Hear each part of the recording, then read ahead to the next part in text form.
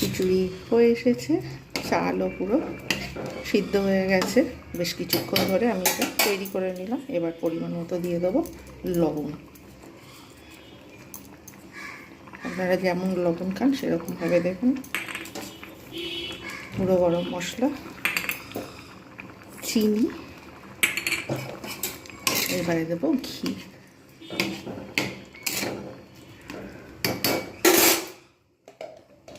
এতে দিয়ে দেবো অল্প পরিমাণ ঘি।